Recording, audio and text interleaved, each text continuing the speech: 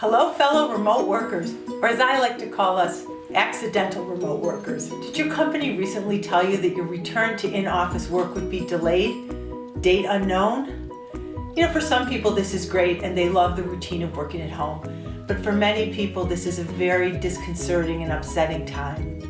We are 2 months into our new reality, 2 months working remote, and I think it's time to get up, get showered, get dressed, maybe put on some makeup, and get serious. Today's topic, how to advance your career while working remotely.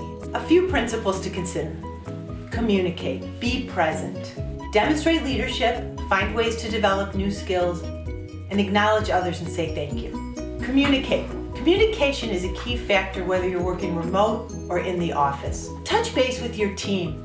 If you've done something recently with a team member and they helped you, acknowledge that. Share your recent activities. Did you run a meeting, write an article, create a blog, learn something new, or have a particularly inspiring activity? Make sure to share that. You should answer your emails. Make sure to go through your inbox and respond as people need you. But also there's a fine line, and make sure that in your effort to communicate, you don't become sort of too much. Despite all of our best efforts, sometimes the team will be in a bad mood, and you can help create community. Depending on the type of team you're on and the type of people, you can create a Zoom hangout, you can make a lunch meeting with everyone, have a happy hour, or even play a game.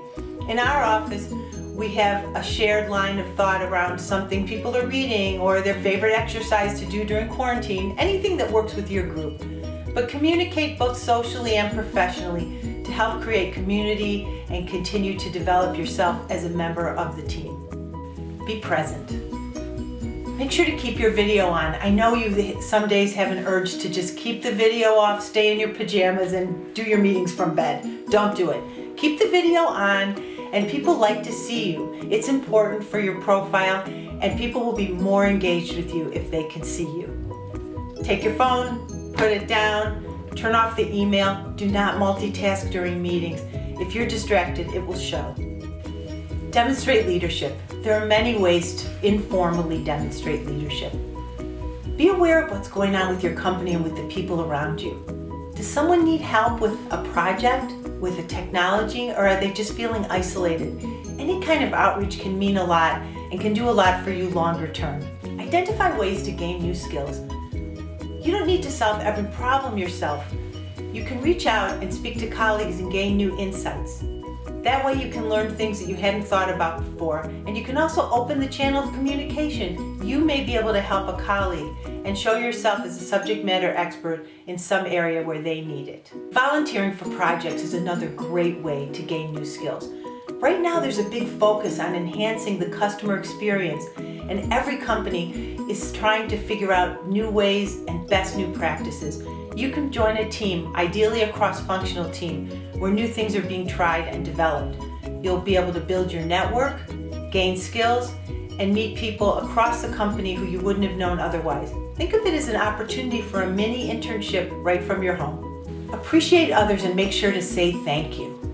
In our Zoom world, you have a large universe of people who are powering all the technology that's making you able to do your job. Administrative people and technology people. Make sure to acknowledge them, say thank you, and be appreciative. Your career development is ultimately your responsibility. It's time to decide that the uncertainty is no longer a factor and we're going to get back to work as our best selves. I hope that you enjoy the opportunity to work and to explore the opportunities that come with uncertain times. Stay tuned for our next episode where we'll cover how to deal with a difficult boss or coworker when working remote. Thanks for talking to us, and I look forward to seeing you soon.